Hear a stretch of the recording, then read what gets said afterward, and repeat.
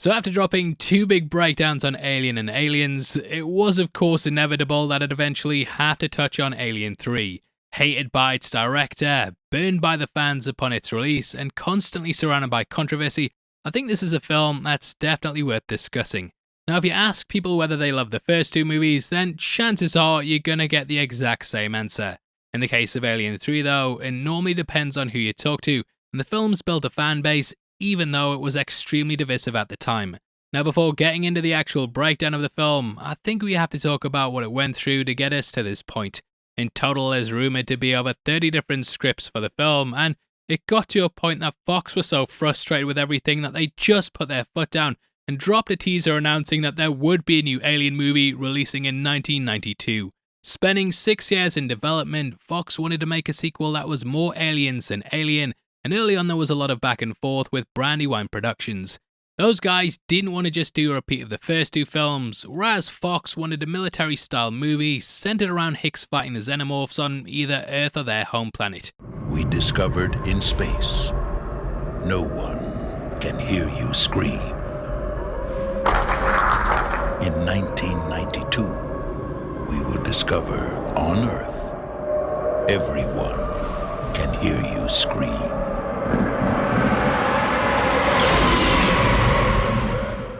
The speculation was rightly fueled by that tagline, and if theory time had have been around then everyone would have correctly guessed that something was happening on Earth.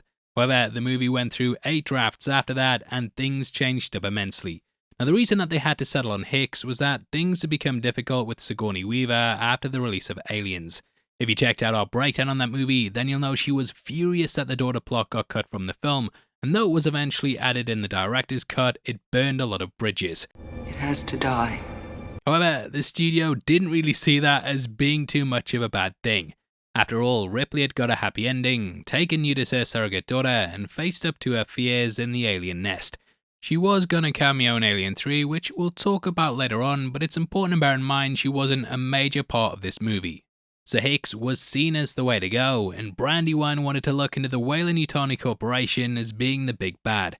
They operated in the background of the first two films, and though the Xenomorphs were the threat, it was definitely them putting the people in the situation.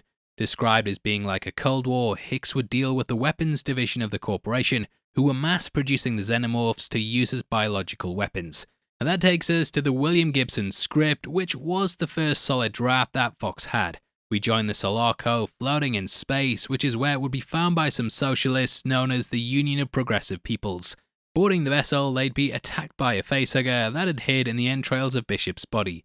Though they killed it, they realised there was more here than just a salvage mission, and they took the Sulaco to a space station shopping mall hybrid known as the Anchor Point. Ripley was in a coma, and Hicks would then explore the vessel, only to find Weyland-Yutani developing an alien army. The film would then end with it setting up a fourth movie, and this would take things to the alien homeworld, which would close out the franchise. After Nightmare on Elm Street 4, Rennie Holland was attached to direct, and along with the Xenomorphs, he really wanted to explore the origins of the space jockey. Now though this version never got made, you can find out what happened in it, as there's an audiobook version available, along with a comic that kind of fleshes things out. The screenplay had a big following on the internet, and when you read it, you can see that, this might have been better. However, the producers were dragging their feet and asking for constant rewrites, so things fell apart and Rennie Holland went off to go and do Die Hard 2. Now that takes us into the Eric Red version, which centered around special forces boarding the Sulaco to find everyone dead. From here things moved to a small US city, and we kinda got the plot of this in Aliens vs Predator 2. Given less than 2 months to do his draft, Red has completely disowned his script due to how rushed it was, and the Brandywines ended up rejecting it because of how far it strayed from their vision. In comes the next version, written by David Dwoy, who was putting it together in a vastly different world.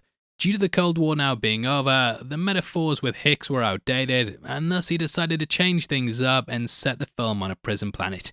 This saw Weyland-Yutani carrying out human experiments with the facehuggers, and interestingly, this later got picked up in Alien Resurrection. Now, it was at this time that the problems with the absent Sigourney Weaver started to arise. Fox president Joe Roth thought that Ripley was the centerpiece of the series, and he championed her as being one of the only female action stars that we had in Hollywood. Sigourney was offered $4 million and also given a producer's credit, which is when things started to take shape. Now again, kinda need to talk about our last breakdown to explain what's going on here, but if you watch that then you'll know we brought up Sigourney's demands for that film.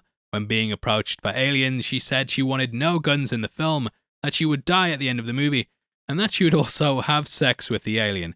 As we know, this never happened, but now with that producing credit, she got to do 2 out of 3. Dwight worked her into his script, but he stepped away from the project when he learned Fox were working behind his back with another writer. That's when the ball got rolling with the Navigator's Vincent Ward, who was invited to direct. The people in charge of Aliens had seen his movie, and they loved the tone of it, thinking that it would be perfect for what they were wanting to go for. Now in case you haven't seen it, it's initially set during the Black Death, and we watch as medieval villagers dig a hole in the ground that takes them to the 20th century. It's mixing medieval with the modern, which you kind of feel when you watch the finished version of Alien 3. Ward didn't really like this script though, and instead he wanted Ripley to crash on a monastery-like satellite. Made mostly of wood, yes that's right, mostly of wood. The monks on this would have rejected all technology, and they saw Ripley crashing down as being like a fallen star. However, strange things started happening with the xenomorph, and it was believed that she'd brought the devil with her, which led to her being put on trial. She's also pregnant with the alien queen in that version, and eventually decides to sacrifice herself in order to finally kill it. Fox wanted an alternate ending shot in which she lived, but Sigourney Weaver said she'd only do the film if she died at the end. Although most of this was scrapped, there were elements brought across such as the almost all-male cast, the vow of celibacy, the pregnancy, and Ripley's death. Ward's version was seen to be more like an art film rather than something they could market though, and they brought up how stupid it was having a wooden planet in space. They wanted to turn the monks into prisoners and the planet into an oil refinery, and Ward eventually was fired after he refused to do this. Thus that leads into what we get, and though Ridley Scott was asked to direct, but reasons unknown, he ended up turning it down. Now, David Fincher was picked last minute, and though he's gone on to have a big career, he wasn't really known for much at the time. Primarily, he'd worked as a music video director, and had done work for Aerosmith, the Rolling Stones, Billy Idol, and Paula Abdul. To the studio, they were getting the guy who made Madonna's Vogue, but we know from his sensibilities now that the guy doesn't do big popcorn movies. I love Fincher's work, but it has to be said that his movies have a bleakness to them. Though the game has a happy ending to it, most of his films don't, and his next movie after this would be Seven, which, yeah, we know how that ended. Put the gun down. I saw you with the box. What was in the box? Because I envy your normal life. Put the gun down, baby. It seems that envy is my sin. Oh, what's in the box? Now, Fincher's often talked about how Ridley Scott's Alien is one of his favourite films, and you can definitely see that influence the vision we get here. However, he too fell victim to Fox's meddling and eventually stepped away from the movie when it was in post-production. Shot for a year and edited for a year, Fox demanded reshoots to fix things, and he walked away from it after handing over an assembly cut. Though the special edition release of the movie says that it's a director's cut, it's important to bear in mind that Fincher never gave his approval, and he didn't ever go back to the movie to fix things up. The way I tend to remember the movie is through the assembly cut. I've repressed that theatrical one, and after going back to it for this review, I was shocked at how incoherent it is. Things fly by at breakneck speed without explanation, and the extra 30 minutes in the assembly cut really fleshes things out.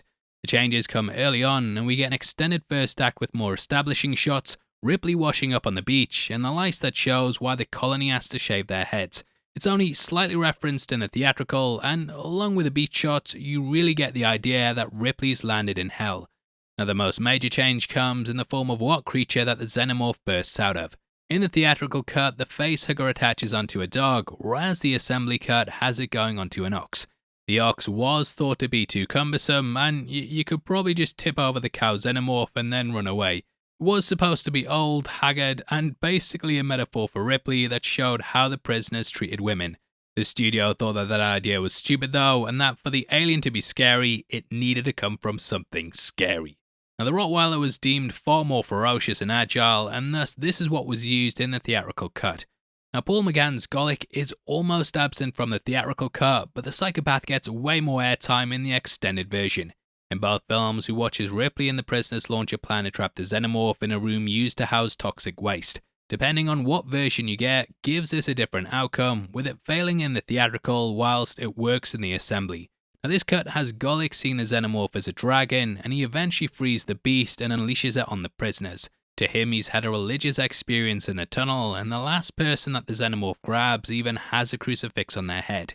It ties back into the whole monk and Satan thing that we talked about before, and basically gives his character a reason for being in the film instead of how Fox handled him eventually. Now lastly, we have Ripley's death scene, which has a chest burster coming out of her in the theatrical. This was actually done through reshoots, with them even giving Sigourney a bald cap so she didn't have to shave her head again. In the assembly cut, the chest burster is cut out, but yeah, fire effect, it all still is kinda goofy. I actually prefer the chest burster, yeah, don't shoot me. And this was actually done to show Ripley nurturing her almost like a mother nurtures a newborn. It showed the connection between her and the species, and the studio mandated it because the original ending was too close to Terminator 2. It's very much a pick your poison with this moment, but rather than some extra character beats, those are the main differences that you get from both versions.